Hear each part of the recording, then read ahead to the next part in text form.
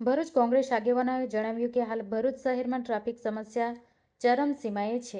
મુંબઈથી Delhi express way પરના વાહનો સુરત તરફ જતા ભરૂચ શહેરમાંથી પસાર થાય છે અને નનોમિયા નાળાની આસપાસ ટ્રાફિકનો ભાર વધી રહ્યો છે.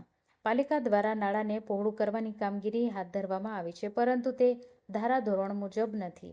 તેઓએ ચેતવણી આપી કે હાલનું કામ અવ્યવસ્થિત હોવાથી આ વિસ્તાર આગામી સમયમાં અકસ્માતનો ઝોન બની શકે છે.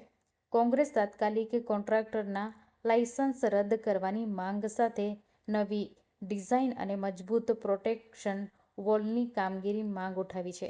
જો તંત્ર ઝડપથી કાર્યવાહી નહીં કરે તો કોંગ્રેસ દ્વારા ઉગ્ર આંદોલન શરૂ કરવાની ચીમકી ઉચ્ચારવામાં આવી છે. આ વિરોધ પ્રદર્શન દરમિયાન પાલિકા વિપક્ષના નેતા સાંસદ અલી સૈયદે, પૂર્વ શહેર પ્રમુખ હરેશ પરમાર સહિત અનેક કોંગ્રેસી આગેવાનો ઉપસ્થિત રહ્યા હતા. આજ રોજ ભરૂચ શહેર કોંગ્રેસ દ્વારા ભરૂચ નગરપાલિકાનું બીજેપીનું 30 વર્ષનું જે શાસન છે એની જે અનાવરત જે છે અને ભરૂચ નગરપાલિકાની જે દુર્દશા કરી છે તેના ભાગરૂપે નનુનિયા નાળું જે હમણાં પ્રોટેક્શન વોલના નામ પર ખર્ચો કરવામાં આવેલો છે અને ભ્રષ્ટાચાર કરવામાં આવ્યો એવું કહે તો પણ ચાલે. જે નાળાને પ્રોટેક્શન વોલની જગ્યાએ એ લોકોએ બ્લોક કરી ને એક્સિડન્ટ ઝોન ને ટ્રાફિક થાય એ રીતની પરિસ્થિતિ બનાવવામાં આવી છે. ને આગળના ભાગમાં મેં ક્રોસ કર્યા પછી પણ જૂની દિવાલ તોડી નથી કે જેનાથી એ ટ્રાફિક ડાયવર્ટ થાય એ રીતની પરિસ્થિતિ ઊભી કરેલી છે.